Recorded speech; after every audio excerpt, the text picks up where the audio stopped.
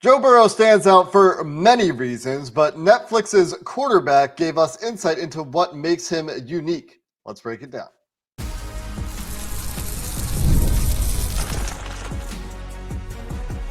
You are Locked On Bengals, your daily Cincinnati Bengals podcast. Part of the Locked On Podcast Network, your team every day.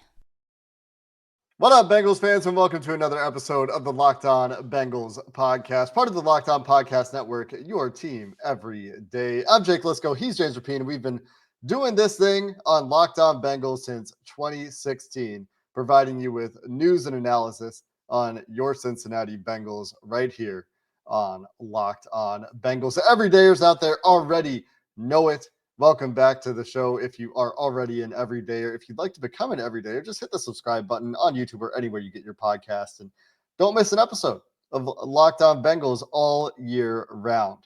Today we dive into the Netflix quarterback documentary that gives us a bit more insight into what makes Joe Burrow tick, a few more looks behind the scenes at Joe Burrow's life and some of the things that drive him to be a great NFL quarterback, and the things that are important to him in life. This episode brought to you by Monarch Money, where you can take control of your finances. Use code LOCKEDONNFL at monarchmoney.com for 50% off your first year. And James, I don't know about you. My approach to watching quarterback on Netflix was much like my approach to watching quarterback the last time this show came out, which was to find the part relevant to the Bengals, watch that part, and don't watch the rest. But I do think that there's some interesting bits that come up when you see the juxtaposition of Joe Burrow with Kirk Cousins and Jared Goff on this year's show. What were your initial thoughts, your big takeaways when you watched Netflix? One, Netflix on Netflix. Sure. Well, Netflix knew who the star was. I mean, Joe was shown more than anyone, highlighting him, highlighting his season. What makes him tick, especially early on. Spoiler, I watched the whole series last week. And so it's funny seeing what people are taking away versus what I was taking away. And I think my biggest takeaway, now a bit removed from it, you get time to reflect on it, see some of the public attention that things have gotten, like the fossil clip, right? I knew right away when I saw, I'm like, oh, that's going to go viral. Like, you just knew, like, little things like that are going to get picked up and get attention. And it doesn't mean that, these other guys don't get attention, but Joe Burrow is the star of the show. And what I think is unique about him, as you explore, as much as he's willing to let you explore, I would say, I think it's very clear why Joe is in a different class, a different tier when compared to Jared Goff, when compared to Kirk Cousins. Doesn't mean those guys aren't likable, by the way. I think they're pretty likable. I also think they're pretty normal. I don't think Joe's normal. I just watching it, him discussing things, there's just so many little things that I noticed, whether it's sideline, and I watched the whole thing. So I watched all of the Jared Goff parts, all of the Kirk Cousins parts. Great clips, loves Kirk Cousins now. Jared Goff, what I thought was interesting is how much he talked about his ankle. I don't think Joe would do that. I think Joe would not talk about, he would say, hey, if you need to tape it up, and then that's it. And he wouldn't keep talking about his ankle that was tweaked, and it wouldn't be such a topic. And so that's just one of the many little differences I noticed. And I think you combine all of that with the family stuff that they showed, how he was raised, his relationship with his mom, everything. You roll it all together, and it's why Joe Burrow is great at what he does, is because he works super hard. He's able to separate his personal life from the star life and the football side of things, and it works. And it's really, really hard to do that. But he's one of what? Like, if I'm just completely worst case, the fourth best quarterback on the planet. And I mean, that's the complete worst case, I would say. And I would have him higher than that. I think you find out why he is where he is in this doc, at least a little bit. So that was my main takeaway. You can see a clear difference between Joe Burrow, why Joe Burrow is Joe Burrow, versus a Jared Goff, who's still really, really good, obviously. Kirk Cousins, really, really good. They both made a ton of money. Jared Goff may win the Super Bowl this year. but Joe Burrow's in a different class, and I think you see why when you watch this. The differences were pretty obvious. The other, you mentioned the ankle with Goff, and that brings to mind a few scenes where Burrow's talking about a few bumps and bruises in the show. One where he thought he broke his neck. Yes. And then he's like, yeah, I was just feeling my jaw getting crunched, and then I was fine. And that's it. And another where he shows up in the training room. He's like, yeah, my neck's a little sore, but other than that, I feel good. Or the conversation where Joey Bosa is saying, yeah, I thought you were gonna be way worse than where you're feeling way better than I thought you'd be feeling after. And that is a bit of a difference in the way those guys were depicted, and who knows what conversations weren't shown or why they focused in certain ways to manufacture drama or show off that Joe's tough, but Joe's tough. And I think that is a calling card trait for him that's been obvious since his time in college and impressed his teammates early on in the NFL and impressed his opponents. The toughness that Joe Burrow brings is, I guess, not underappreciated by Bengals fans. I wouldn't say it's underappreciated, but maybe it's like slightly underdiscussed because he takes so many hits. The amount of times a guy's getting crushed and watching touchdowns from his back in this show, the highlights that end up with Joe Burrow being buried, way too many. And so the toughness in comparison, especially, really stands out. But when you say you get an idea of why, if you had to isolate a thing that you saw in this documentary that made you think like, yeah, that's what it is. Like, there's the thing, there's the it. Is there something that stands out to you as like that's what makes Burrow go? This is kind of an odd thing, but do you have stations in your house?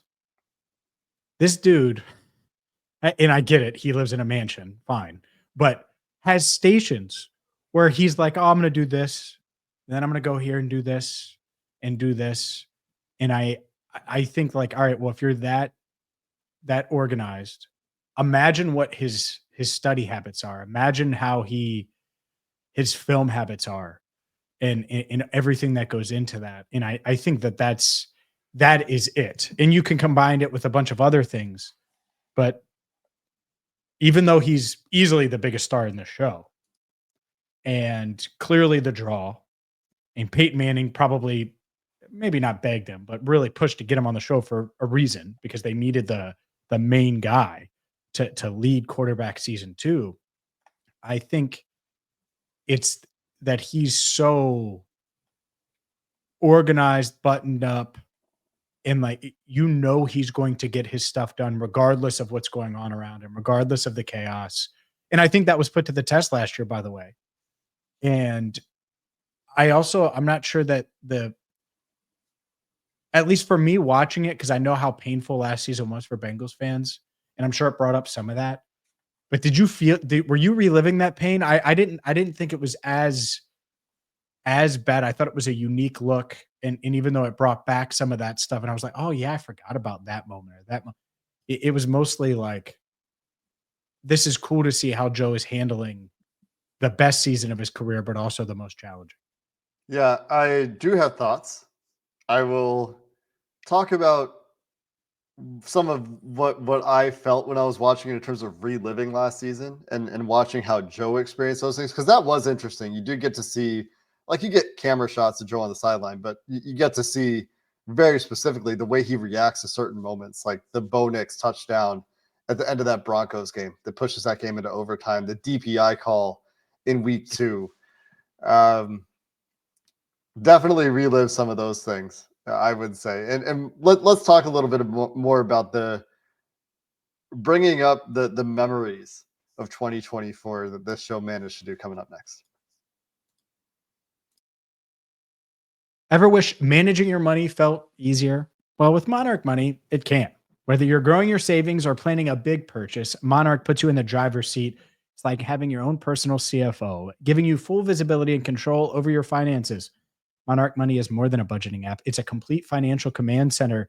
You can track all of your accounts, investments, and spending in one place. So in addition to managing your money, you're also building wealth.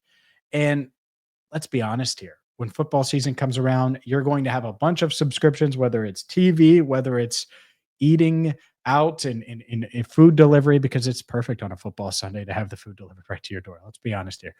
Well, keep track of all of those things so you don't spend on things that you're not using, that you're not utilizing. Monarch Money can help you do that, whether it's just you, whether it's you and your partner, whether it's you, your partner, a bunch of bank accounts, a bunch of financial apps as well. You can combine them all into one with Monarch Money. Take control of your finances now by going to Monarch Money and using code LOCKEDONNFL at monarchmoney.com for 50% off your first year. That's monarchmoney.com, code LOCKEDONNFL for half off your first year. I felt Joe Burrow's frustration at times. And man, I was reminded of just how rough it was last year until that final stretch. Because a majority of the show, at least 5 episodes, I guess 5 episodes where the Bengals are losing, they're dropping to 4-8.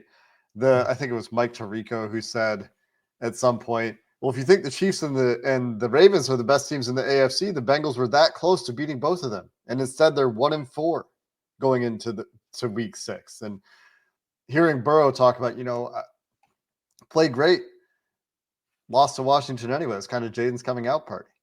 Yep. That frustration, I think, and learning, I think, in a way for Joe Burrow as well, did stand out.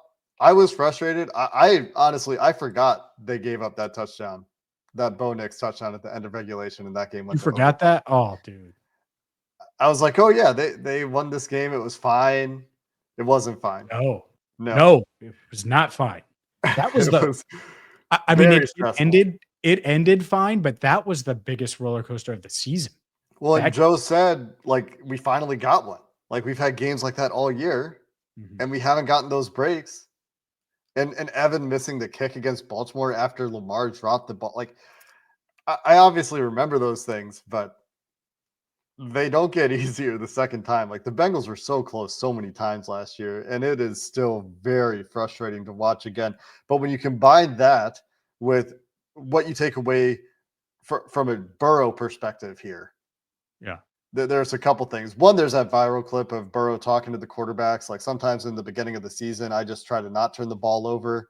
I don't necessarily let it rip the way that I would later in the season. And I think that if I don't turn the ball over, we'll win. That's not always the case. I think that was a really interesting bit.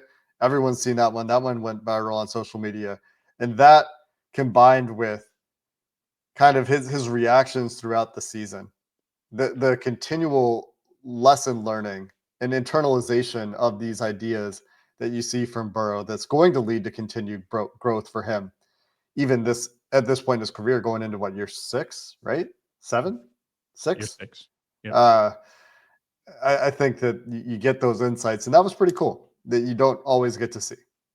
Yeah, I think the one clip that didn't go viral yet, maybe it will by the time people are watching or listening, Jake Browning telling Joe, regardless if we win this game or not at Arrowhead, I think you're back. Yeah. And clearly he wasn't himself against New England, or they would have beat the crap out of the crappy Patriots. Let's be honest. Even if he wasn't trying to force it into certain windows and things like that, they would have if he was just normal Joe. And a lot of things went against them, but then he goes into Kansas City, plays much better. You have the fumble, the 4th and 16, all the things that go into that. But that clip was like, all right, well, I wonder how much of a discussion that was. Like, because Jake is around the whole time. And so for him to, whether it's on the bench, whether it's not, whether it's in the locker room, it doesn't matter. Jake's there when they're warming up. So he's very aware of what Joe, at least some of what Joe's thinking, feeling, how he's looking, all of those things. So for him to say that, and then they do play the way they did against Washington, where Joe was awesome. They take the lead early. Jaden Daniels is amazing, and just torches the Bengals defense. And that was the beginning of the end for Lou Anarumo. But yeah, I think that to me was really interesting because it was like, man, not that there was doubt, but like all of the things we were questioning and wondering at training camp, like that was pretty darn real. And then after that week 1 where it was like, oh, can you hold a water bottle? Remember that? Like it was all this weird stuff. That was ridiculous. But yes, I do remember it. Yeah, obviously he was throwing, so the water bottle thing was dumb. But the point is there was questions. And I think there was questions internally as well. And that clip proves it for sure. Well, I think that's part of what leads to this conclusion to play in the preseason. And I know this doesn't come up in the show, but we've said pretty repeatedly that Burrow gets significantly better with on-field live reps. And you get a little bit of insight into that with that bit that did go viral with the quarterbacks. I think it's training camp. I think maybe it's a practice in the season where he's talking. I think it was before their first game where he's talking about not turning the ball over, being a little bit more conservative early. And that I think has to do with comfort level. I think that was after the first game. Was it after the first game? Yeah, because he said sometimes, because I think we're still going to win, sometimes that's not the case. Yeah. And then it goes to Kansas City. Yeah. Okay. Couldn't remember the chronology, but either way, I think that his comfort with exactly how things are playing out does come from direct experience in live situations. He's obviously awesome, but he gets much better as the season goes on. And we've seen that every year where there are times throughout a season where it looks like he's playing perfect quarterback. Usually those aren't the first couple games of the season. I don't think they ever have been in his NFL career, at least. And so it does bring me back to this decision to play in the preseason and get experience and exposure to something closer to regular season game speed. And, you know, we've talked about that before. We spent entire episodes talking about their decision to play starters in the preseason. And we'll see how that exactly looks in a few weeks. But it did bring that to mind for me, no doubt, that could be related to a lot of what we're talking about here and what we're going to talk about when we get into training camp conversations about their need to not deal with another slow start and how much of that does come down on Joe Burrow. Sure. Yeah. I mean, if Joe Burrow is playing at a high level, he's going to hide a lot of flaws. And so if he can start the season playing at a high level, then they're going to win games. They might not be undefeated, but they're going to be 2-2 in September instead of 1-3. They're not going to start 0-2. They may start 2-0. I think if Joe Burrow's playing at a high level those first 2 weeks, they have a really darn good chance of winning both of those games. And we know how much, if you drop a game that you should win early in the season, how much that can bite you. And this team is mentally tough. They're really, really tough and resilient and all of those things. And I think a lot of that comes from Joe.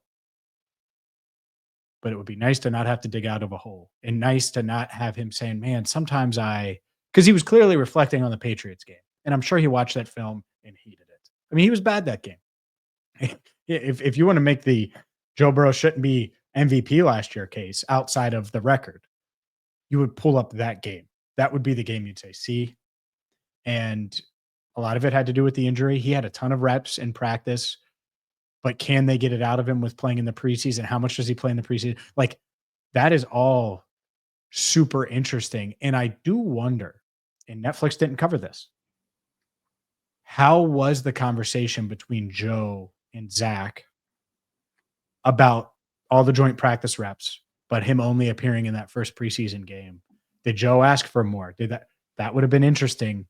And obviously they weren't going to put that up there, but that's one of the many questions that would have been nice to be answered, because maybe if you play him in the first 2 preseason games, he's able to hit the ground running a bit faster.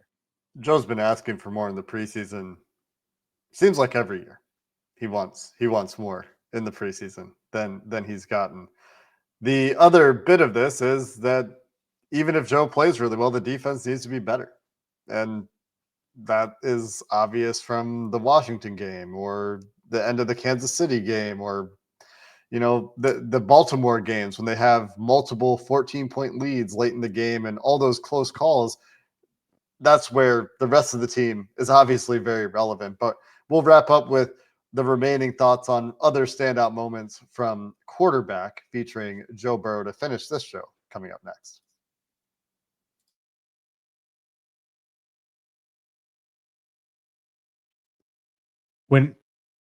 Before I had seen the show, Jake, the one thing I was really hoping to see was the behind the scenes look at Joe's process from a film and study. That's what I want. And of course I would love to watch like the lifting and the training and all that. I knew that wouldn't be a ton, but I was hoping to get some of that. And I think that's the biggest disappointment. We didn't see him in the film room once. And he's this coach's son that understands the game and has a higher football IQ than any quarterback on the planet right now. He does. Tom Brady's retired. Peyton's retired. I don't think Mahomes is on Burrow's level, and no one else is really that close. So what is his process? I was really curious about that. And hopefully we see that at some point. Hopefully he does something else. Maybe it's in year 12 after he has a couple of rings and a couple of MVPs, whatever. But that was the big thing that coming into it, I really wanted to see. And we saw a lot of good stuff, but that's the thing I'm still like, I want to know. And I'm going to, Joe, if you're watching or listening, I'm going to ask you. Maybe it's in the locker room. Maybe it's not during a news conference, but I kind of want to figure out his process a little bit just to see, because he's not this early riser, go to bed super late. Like, it's not like that. Like, he gets his sleep. He has his process. It obviously works. So what is it? And that to me is really interesting. Yeah. What is Joe Burrow, the film analyst, the self-analyst, the scouting, the opponent analysis process? What does that look like? Would have been interesting to see. I understand why it wasn't on TV. Sure. I understand why. I understand it would have been cool to get some snippet into that process. I mean, you get to see him watch the week 18 games. Week 18? How many weeks are there in an NFL season? No, week 18. But it was that just absolute bloodbath Kansas City. Aaron Rodgers helped them out, and then Kansas City's playing their backups, and a quarter in. Tough to win when you're not playing your starters. Yeah. That's what he said, I think. Yeah. I think that would have been pretty cool to see. I agree with you there. I thought it was cool to see the prioritization Joe Burrow has on maintaining his early friendships, like the OG friendships. What was it? The weekends playing video games with his high school friends. And Tuesday, the guys in the suite with his family, the people, I guess it wasn't all guys, it was mostly guys, the people in his suite with his family after the game where he goes up and he's hanging out without wearing a shirt under his jacket. You get an idea of what is important to Joe Burrow in life. And I think there's a nice moral of the story there that doesn't have anything to do with football, that is maintaining friendships. And that's hard to do. I don't know about you. I haven't done a great job of maintaining my friendships from high school at this point. I'm a little bit older than Joe, obviously, but to maintain those friendships all those years later, not the easiest thing to do, and obviously a priority for Joe Burrow, keeping that connection to his upbringing and his roots. Yeah, it really tough to do. And I think especially someone like him, not that you don't make new friends, but it's pretty darn hard. And he's talking about how much he liked the Met Gala because it was like a normal dinner party. Yeah. For who? For who is that normal? For you. Yeah. But he can't go to eat down the street and not he's got to go in a back door and in a room that's hidden. That's how Joe goes out to eat. Spoiler. I know. And so that would be unique. That would be unique. I'm at home at this stage of my life. I'm at home more now than ever. And yet it's still nice to get out and do the things that, everyone likes to do. And so when you don't have that, you have to adjust. I also think it makes you value the relationships and friendships that have been there. And so I think that is important, especially because we're talking about a guy who it's Patrick Mahomes and then it's Joe Burrow. when it comes to NFL stars. I'm trying to think of who else is there. Like he's ahead of Lamar from a star standpoint. Well ahead of Josh Allen from a star standpoint. I'm not talking about football for those that, but it's probably Mahomes and then Burrow when it comes to you think about NFL stars across the league. And so, yeah, I agree. I think that's pretty cool. I also know like they rotate games. It's not like they just play, I'll just throw out a game, Call of Duty. Like they'll play super random games that you would never think of. It's not just playing the hits. And I think that's cool too, because that's what we all did in college and in high school is you're picking up random games and seeing what games are fun as a group and playing those. And so it's not just like Halo nights. It's whatever's floating their boat at that moment. Pretty cool to maintain those friendships. Also the window into all of his little quirky interests, from the fossil stuff that everyone's seen, the Batmobile stories that everybody has seen. I'm bummed. I wanted him to keep the Batmobile. Yeah. I mean, that whole situation was unfortunate. The treatment for Netflix, though, of keeping the things private that Burrow wanted to keep private, you can see why he trusted Peyton Manning in the process and said that he trusted this team in the process. And the willingness to do it was rewarded, I think, with the way that he was depicted on the show. Yeah. I was wondering how the robbery would be covered, and just brutal. Yeah. I mean, he's like, it's all insured, and I think some of it's been recovered. I don't know if he's gotten. I think a lot of it was recovered. Yeah, there's images of it, which, by the way, like it's super unique stuff. That's obviously Joe Burrow's. Like, what are you gonna do? Like, what? There's no like. Anyways, idiots. But to think like this puts it in perspective of how much he values his privacy, two, where his level of stardom is. You get robbed, and then you're like, man, should I move? Like he has this awesome secluded house that's really hard to find and get to be clear. And like the next day after, or 2 days later, whenever he was talking with Lou, it would have probably been that Wednesday they played Sunday or Monday night. And then, so that Wednesday kind of rallying and getting back to it. And he's like, I don't know if I'm going to move. Like, that is wild. Like the last thing Joe wanted to do was move. He had just moved like reasonably close to that date. So hopefully he didn't. I haven't asked him, not going to ask him, not my business, but hopefully he feels content with how things played out. I think on that note, that just makes you think about how much didn't go the Bengals' way last year or Joe Burrow's way last year. And he was feeling it, man. Yeah. The way he talked about it, like, man, we haven't had things go our way all year. We finally got one in Dallas. And I guess Dallas was the game he said where they finally got one to go their way. And then they did again with the way that they finished in Denver. But they kind of did that themselves. Joe and T individually were like, let's stop screwing around here. Scoring the touchdown to win in overtime, which was the Bengals' first overtime touchdown ever. Is that right? Mm-hmm. It is right. Which is crazy to think about. But when he's talking about the way he felt, like we finally get one to go our way in Dallas, finally get that break, and then this happens. It's just been that kind of year. Let's not have that kind of year again. Well, Dallas was in overtime. Yeah, but it was like the blocked punt that they recovered and they get the break on the first down and like, and then he gets into the locker room and it's like, and then this. Yeah. It's always like last year was just always the other foot dropping for Joe Burrow. No doubt. And can't imagine that. But the good news is covered it, man. It was brutal. I mean, I'm sure much worse for him, but man, it sucked to watch too. For sure. That's I think the last thing, I do think that last season in the look back, and maybe this is why I didn't have negatives, the wrong word, but when I saw all that stuff, I think it should make Joe better. Like the Tennessee blow up. Like I think that is needed sometimes. And like Peyton Manning certainly had those moments. Tom Brady certainly had those moments. And that's what Joe needs to be. Like if the Bengals are going to win a Super Bowl, he's got to be that. He's got to be that leader. He's got to be that player. He's got to be that guy stats wise. Like that's it. Like there's a lot on him and that's how he wants it.